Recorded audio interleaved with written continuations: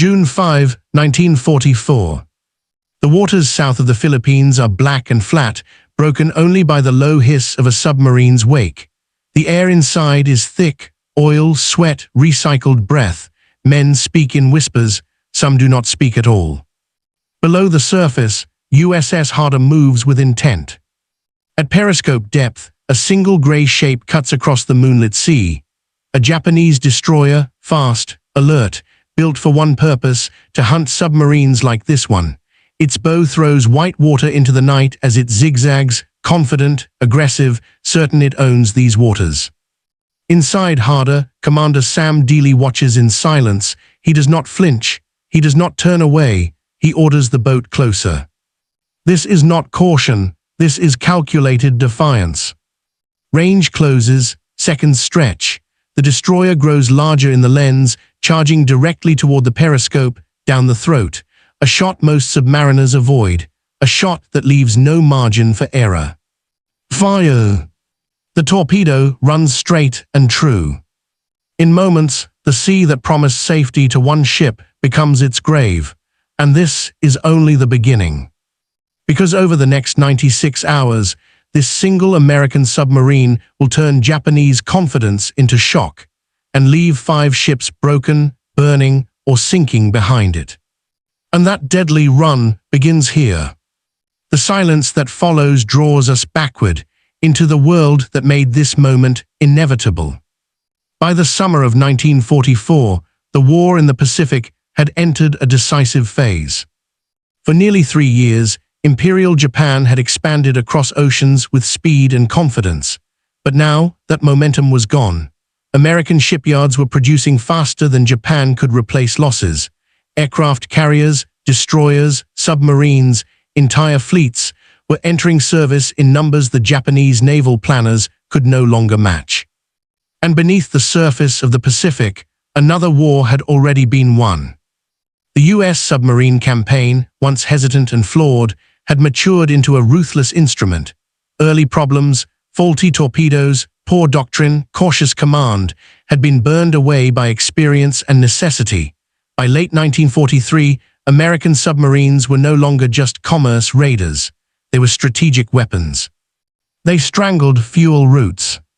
They isolated island garrisons. They forced Japanese fleets to move blind and under threat. By mid-1944, submarines accounted for the majority of Japanese shipping losses. Oil tankers, troop transports, supply convoys gone. And as losses mounted, Japan leaned ever more heavily on one class of ship to hold the line. The destroyer. Fast, maneuverable, armed with sonar and depth charges, Japanese destroyers became the guardians of the fleet. They escorted carriers. They screened battleships. They hunted submarines with relentless aggression. In doctrine and in culture, destroyer captains were taught to attack, never hesitate, never retreat. But the ocean had begun to favor the hunter beneath the waves. Into this environment sailed USS Harder, SS-257, a Gato-class submarine commissioned in late 1942. She was not unique in appearance. 311 feet of steel, 6 bow tubes, 4 stern tubes, diesel-electric engines capable of high surface speed. What set her apart was not the boat. It was her commander. Lieutenant Commander Samuel David Dealey was not reckless, but he was aggressive in a way that unsettled both enemies and peers. Where others used caution as survival, Dealey treated it as a tool, something to be deployed only when necessary. His patrols favored bold positioning, close-range attacks, and repeated engagements in waters most submarines avoided. By 1944, Harder had already earned a reputation. She hunted escorts. She stalked destroyers. She lingered where depth-charge attacks were most intense. Japanese radio traffic began to reflect something unusual, not just reports of losses, but confusion. Destroyers were being sunk by the very submarines they were meant to destroy. At the same time, Japan's main striking force, the combined fleet, was gathering at Tawi-Tawi near Borneo. The anchorage was chosen for one reason above all others: fuel. Japan's oil situation was critical, and the fleet could not operate long without nearby access. But Tawi-Tawi came with a price. The surrounding waters were narrow, predictable, channeled through straits like Sibutu Passage, natural funnels where submarines could wait. American intelligence knew this. Submarine commanders were briefed accordingly. In late May 1944, Harder entered this hunting ground. Her orders were simple: interdict Japanese naval movement. Her opportunities were anything but. Japanese destroyers patrolled aggressively, aircraft searched by day, depth charge patterns grew heavier, more refined. Every contact carried the risk of instant counterattack. A single mistake, too shallow, too slow, too late, meant annihilation. Yet for Dealey, this environment offered something else. Predictability. He knew where the destroyers had to go. He knew how they would maneuver. And most importantly, he knew that Japanese doctrine demanded they charge, head-on, toward a suspected submarine contact. That assumption would soon be used against them. As Harder slipped deeper into the choke points south of the Philippines, the stage was set. Destroyers hunted with confidence. The American submarine waited with patience sharpened by experience. And when the first sonar ping echoed across the water, both sides believed they were the hunter. Only one of them was right. To understand why this confrontation became inevitable, we must look closer at Japan's fleet posture, its growing desperation, and the strategic pressure closing in from all sides. By early June 1944, the Imperial Japanese Navy was preparing for what it believed would be the decisive battle of the war. American forces had advanced across the Central Pacific with relentless speed. Gilberts, Marshalls, and now the Marianas lay directly in the path of U.S. power projection. If the Americans seized these islands, long-range bombers could strike the Japanese home islands themselves. For Tokyo, this was an existential threat. The answer was Operation Ago. Under this plan, the combined fleet would lure American carriers into a decisive engagement and destroy them in a single massive blow. It was a gamble born of necessity.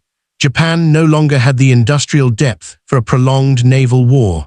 Victory had to be sudden or not at all. To prepare, Vice Admiral Jisaburo Ozawa's Mobile fleet gathered at Tawi-Tawi anchorage near Borneo. The location placed the fleet close to vital oil fields and within reach of the expected American advance. On paper, it made sense. In reality, it was dangerously exposed. The waters around Tawi-Tawi were narrow, shallow in places, and bordered by predictable transit routes. Fleet movements required destroyers to sweep ahead, screen flanks, and patrol passages like Sibutu and Surigao, natural choke points where submarines could wait unseen. And American submarines were already there. By 1944, U.S. Navy submarine doctrine emphasized aggressive forward deployment. Boats were positioned not only along shipping lanes, but near enemy fleet anchorages, areas once considered too dangerous. Commanders were encouraged to attack escorts, disrupt fleet readiness, and force enemy warships to maneuver defensively. This was not merely about sinking ships. It was about shaping behavior. Every destroyer forced to hunt a submarine was one less screening a carrier. Every depth charge attack burned fuel Japan could not easily replace. Every false contact delayed movement and frayed nerves. For the Japanese destroyer captains at Tawi-Tawi, the pressure was constant. Fuel shortages limited training. Crews were experienced but tired. Sonar operators worked long watches in tropical heat, and beneath the surface, a growing uncertainty took hold. Submarines were no longer avoiding destroyers. They were attacking them. Harder arrived in this environment on her fifth war patrol. By now, Dealey understood Japanese escort behavior intimately. He had seen how destroyers reacted to periscope sightings, to radar blips, to sudden sonar contacts. He knew their instinct was to close fast, head straight for the threat, overwhelm it with speed and aggression. Dealey planned for that reaction. Instead of firing from long range and fleeing, Harder positioned herself where destroyers would commit to the attack. The geometry was simple but dangerous. Allow the enemy to charge, then fire torpedoes directly into their approach path. A down-the-throat shot.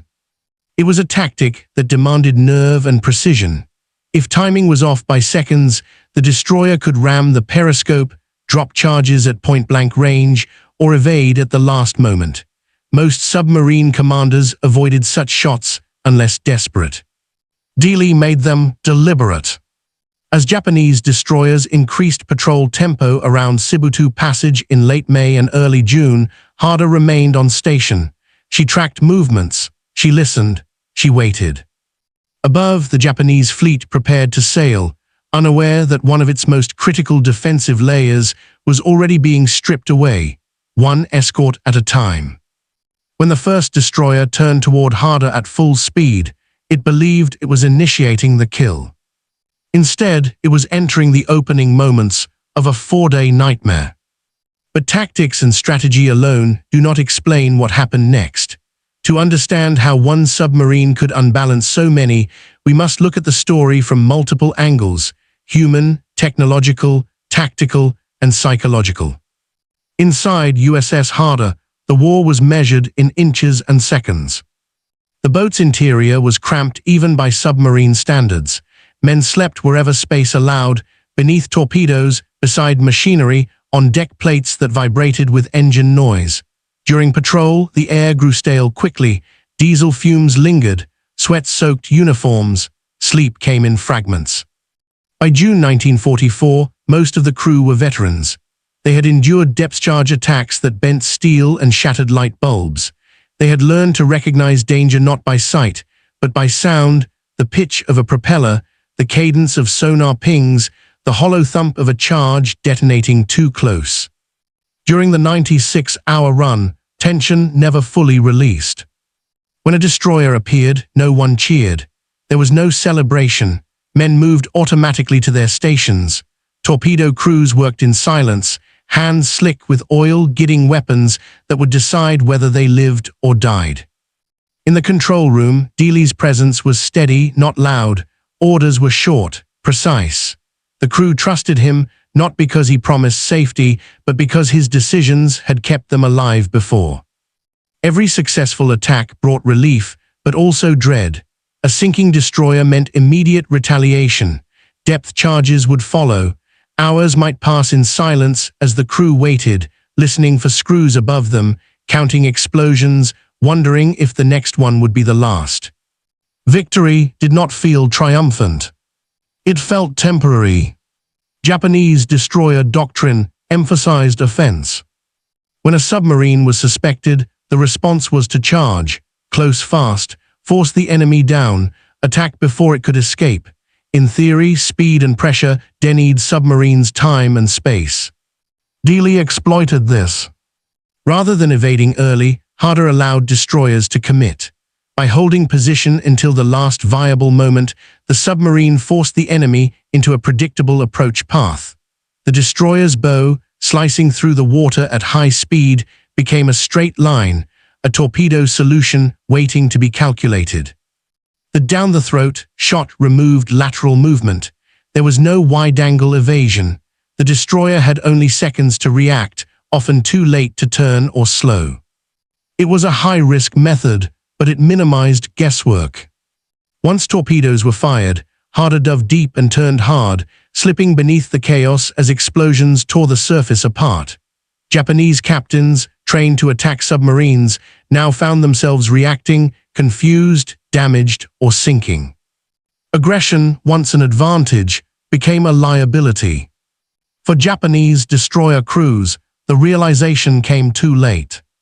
They had been trained to believe that submarines feared them, that sonar, speed, and depth charges ensured dominance, and early in the war, that belief had held. But by June 1944, something had changed.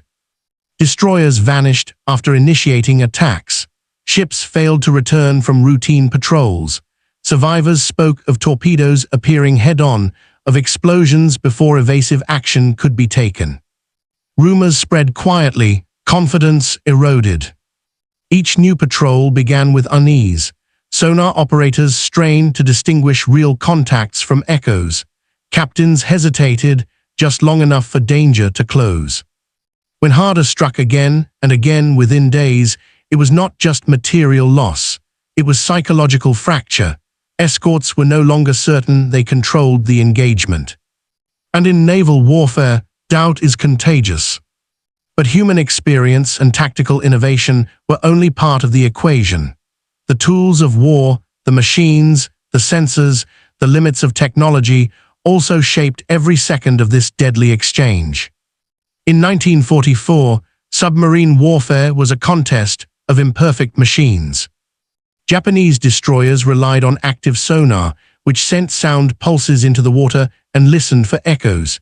In calm seas, at close range, it could be deadly, but sonar had limitations. Thermal layers bent sound, shallow waters distorted returns, and aggressive maneuvering created noise that masked subtle contacts. Harder, by contrast, depended primarily on passive listening. Hydrophones told her crew not where a destroyer was, but how it moved, speed, rhythm, intent. Experienced operators could distinguish between a cautious patrol and a full-speed attack simply by sound. Torpedoes, once the weakest link of the U.S. submarine force, had become reliable by mid-1944. Exploders worked. Depth settings held. When Dealey pressed the firing button, he could trust the weapon to run true. Yet technology cut both ways. Periscopes were fragile. A single glimpse risked detection. Diving deep increased safety but reduced awareness. Batteries drained quickly under prolonged evasion. One malfunction, one delayed order, one misread contact, any could prove fatal. The margin between hunter and hunted was razor-thin. During the 4-day run, Harder operated near those limits constantly, surfacing to reposition, diving to attack, pushing machinery and crew to exhaustion. Victory was not guaranteed by technology. It was earned despite it. Samuel Dealey did not invent aggression in submarine warfare, but he refined it. He understood that submarines, by nature, were vulnerable. Survival depended not on avoiding contact forever, but on controlling it when it came. His leadership emphasized initiative, choosing when and how to fight, rather than reacting passively. Dealey trusted his crew and trained them to think ahead. He expected sonar operators to anticipate maneuvers. He relied on torpedo officers to calculate solutions quickly under pressure. Decisions were made with incomplete information and made decisively. This approach carried risk. Every attack invited retaliation. Every additional engagement increased the chance of damage or detection. Other commanders might have withdrawn after 1 or 2 successes. Dealey stayed. Not out of bravado, but because he understood the strategic moment. Japanese destroyers were concentrated. Their losses would echo immediately. Disrupting them now, before the fleet sailed, mattered more than caution. His leadership style filtered down through the boat. Men accepted danger not because they were fearless, but because they believed purpose justified risk. In those 4 days, Harder did not merely survive. She imposed her will. And then came the moment when theory became reality, when multiple encounters fused into a single turning point that neither side could ignore. The first contact came without warning. Early June 1944, south of Sibutu Passage, the sea was deceptively calm. Harder was at periscope depth, moving slowly, conserving battery power. Hydrophones carried a distant rhythm, fast screws closing. A Japanese destroyer was approaching at speed. Dealey ordered the boat steady. No crash dive, no early evasion. The periscope rose just enough to confirm the silhouette, low, narrow, unmistakable, an escort on patrol, alert and aggressive. The destroyer altered course. It had sensed something. Inside Harder, time compressed. Torpedo data was fed rapidly. Range closed at a rate that allowed no second chances. The destroyer's bow cut directly toward the periscope wake. This was the moment Dealey had anticipated. At close range, he ordered a single torpedo fired, timed to meet the destroyer at its most committed point. There was no spread, no redundancy, precision over probability. The torpedo struck forward, detonating beneath the hull. The effect was immediate and catastrophic. The destroyer's bow lifted unnaturally, machinery tearing free as water rushed in. Within minutes, the ship lost power and began to settle. But Harder had no time to observe. Depth charges followed almost instantly. Dealey ordered a hard dive. The boat angled steeply downward, engines quiet, men bracing as explosions hammered the water above. Charges detonated close enough to knock instruments loose and crack fittings. For long minutes, the crew listened. Then silence. When Harder rose again, the sea above was empty. Debris floated where a warship had been. The first blow had landed. It would not be the last. Within hours, another destroyer entered the patrol area. Japanese commanders, alarmed by the loss, increased pressure. Patrol patterns tightened. Aggression sharpened. It only made them more predictable. Harder struck again, another head-on engagement, another torpedo run at dangerously close range. Another destroyer crippled or sinking, its crew caught between attack and disbelief. Each encounter followed the same brutal rhythm. Detection. Charge. Fire. Dive. Survive. By the second day, Japanese destroyers were no longer operating in isolation. Pairs and groups patrolled the passages. Aircraft circled overhead. The sea grew crowded with danger. Dealey did not withdraw. He shifted position slightly, anticipating routes, placing Harder where escorts would pass. When one group attacked, others hesitated, unsure where the submarine truly was. That hesitation was fatal. Another destroyer vanished from the roster, then another. In less than 96 hours, Harder had shattered the illusion of control in waters considered secured. Japanese escort commanders faced a dilemma: pursue aggressively and risk destruction, or withdraw and leave fleet movements exposed. Neither option was acceptable. Reports flowed upward, confused, urgent, incomplete, destroyers lost, attacks failed, submarine unusually aggressive. At Tawi-Tawi, fleet planners took notice. The combined fleet was preparing to sail. Escort losses could not be replaced quickly, fuel reserves were tight, time was slipping. What began as isolated contacts now carried strategic weight. Harder, still on station, had become more than a submarine.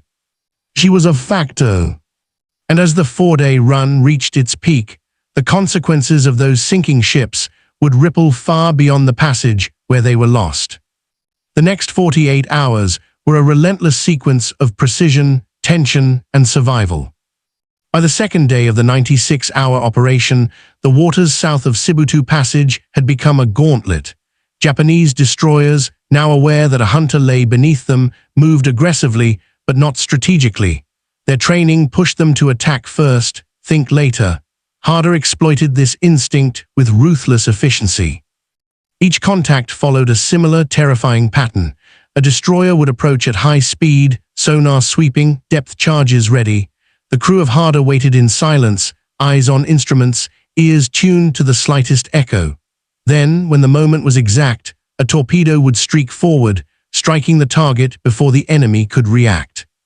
Some attacks were close range, down-the-throat shots that demanded split-second timing. Others required careful calculation of speed, angle, and lead, as destroyers altered course at the last moment. Harder survived repeated counterattacks, diving deep to escape the thudding shockwaves of depth charges. By the third day, the Japanese escort force had begun to fracture psychologically. Destroyer captains questioned their tactics. Crews grew cautious, hesitant to commit fully to a charge. The speed and aggression that had once been their greatest strength now became a liability. During one particularly harrowing engagement, 2 destroyers converged on Harder simultaneously. Torpedo tubes fired in rapid succession, each shot calculated to intercept a bow charging directly at the submarine. Explosions rocked the water, Fires broke out along the hulls above. Harder slipped beneath the chaos, the steel hull shuddering under the reverberations. Minutes stretched into eternities. When she surfaced, only burning wreckage remained. In total, 5 Japanese destroyers were sunk or critically damaged in just 4 days. Each loss amplified confusion among the remaining escorts. Reports sent back to Fleet Command were fragmented, contradictory, and alarming. The combined fleet now faced a serious operational dilemma: proceed with escort gaps, risking critical ships, or delay movement entirely. Harder had achieved more than tactical victories. She had disrupted Japanese naval planning, forced the enemy into defensive hesitation, and sown fear across an entire operational area. A single submarine, through audacity and precision, had rewritten the rules of engagement for that sector of the Pacific. By the final hours of the operation, as Harder slipped silently into deeper waters to evade a final sweep, the Japanese fleet's confidence had been shattered. Destroyers were no longer hunters, they were the hunted. And in that psychological collapse lay the true turning point of the patrol, the realization that even well-trained, heavily armed escorts were vulnerable to a determined, skillful submarine commander. From the first torpedo to the last, the 96-hour run demonstrated the lethal combination of human courage, tactical innovation, and technological mastery, an indelible moment in the underwater war of the Pacific. The results of Harder's 96-hour rampage were both immediate and far-reaching. Japanese records confirm that 5 destroyers were sunk or critically damaged, with several additional ships narrowly escaping. For a navy already stretched thin, these losses represented more than tonnage. They were the removal of key protectors for the combined fleet. Destroyers were the lifeline of larger capital ships, guarding carriers and battleships from submarine attacks. Without them, the fleet's mobility and security were compromised. The psychological impact on the Japanese escort force was profound. Commanders had trained to hunt submarines, to strike fear into the boats lurking beneath the waves. Yet now, within a few days, a single submarine had turned the tables. Reports from survivors described the confusion: destroyers charging aggressively, then exploding before they could react, patrols hesitating in areas once considered safe, sonar operators uncertain whether a contact was real or a trap. The very doctrine that had guided them now worked against them. In the American fleet, recognition was immediate. Admiral Charles Lockwood, commander of Submarine Force Pacific, noted the effectiveness of Harder's patrol. He praised Dealey's audacity and precision in reports. The results of this patrol are exceptional. Commander Dealey has demonstrated the decisive value of aggressive submarine action against enemy escorts. Harder's crew also received commendations, but the celebration was muted. In the submarine service, survival and mission success often outweighed fanfare. Men returned to their stations knowing that the next patrol would bring equally lethal challenges. Strategically, the losses forced Japanese planners to reconsider fleet deployments. Escorts were withdrawn from some forward areas to consolidate strength, leaving other convoys and positions vulnerable. Fuel shortages prevented immediate replacement.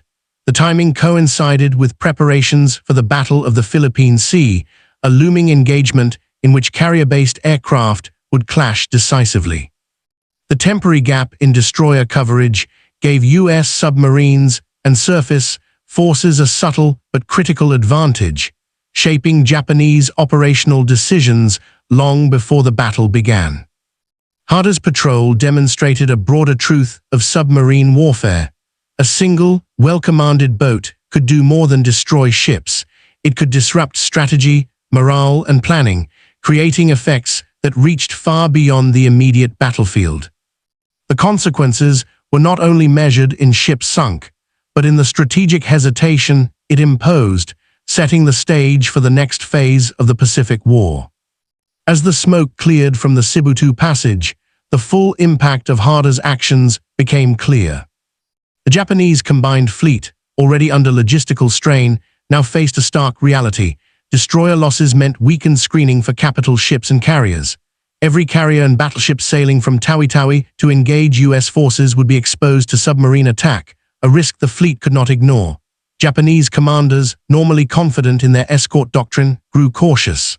Convoy and fleet movements were slowed, routes were adjusted, often at the cost of operational efficiency. Contemporaneous Japanese reports describe the patrol with a mixture of disbelief and alarm. One officer wrote, "The submarine that struck our destroyers showed unusual boldness. Our men were trained to strike, yet it seemed always one step ahead." Across the Imperial Navy, destroyer captains shared this unease. The patrol had shattered the illusion of invincibility. Confidence, once an asset, had become a liability. For the Americans, the results reinforced doctrine and morale. Aggressive submarine tactics, once controversial due to the risks of close engagement, were validated. Dealey's approach became a case study in effective patrol planning, target prioritization, and tactical audacity. Officers and crews throughout the Pacific studied the engagement, incorporating lessons into future operations. Calculated risk could yield outsized results, even against the most heavily armed enemy escorts. Yet the aftermath was not without human cost. Life aboard Harder had been exhausting, mentally and physically. Sleep was broken, nerves frayed, and tension constant. Every torpedo fired, every dive under depth charge attack, carried with it the awareness that a single miscalculation could be fatal. These were men who had pushed their training and courage to the absolute limit, and while they survived, the intensity of the 4-day campaign left an imprint on bodies, minds, and memory. In the broader strategic picture, Harder's success rippled across the Pacific theater. Japanese fleet operations were delayed, morale was shaken, and the allocation of remaining destroyers became a source of anxiety for commanders. These small tactical victories contributed to larger operational advantages, shaping the timing and conditions of engagements such as the Battle of the Philippine Sea, which would occur just weeks later. By the time Harder left the patrol area, her impact was measured not only in tonnage destroyed, but in operational uncertainty inflicted upon the enemy. One submarine had turned a section of the Pacific into a zone of fear, recalibrating Japanese assumptions about escort security and demonstrating the lethal potential of skill, audacity, and technology combined. From here, we move to reflection, a calm, contemplative view of what this patrol meant for warfare, leadership, and the enduring human story beneath the waves. The ocean has a memory. It records not only the movements of ships and submarines, but the choices of men, the weight of decisions, and the consequences of courage pressed to its limits. The 96-hour patrol of USS Harder stands as a testament to that truth. In a matter of days, one submarine reshaped an operational theater. 5 Japanese destroyers lost, countless more disrupted, ships that had once symbolized control, order, and naval confidence. Yet it was not merely the steel or the torpedoes that determined the outcome. It was human skill. It was leadership that embraced calculated risk. It was discipline and intuition honed under stress, so extreme it bordered on instinct.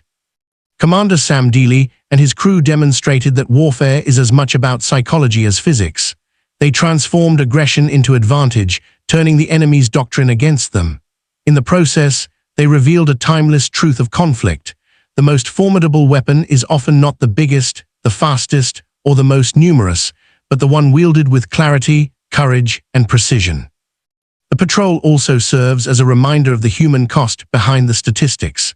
Men endured stifling heat, long watches, and constant danger.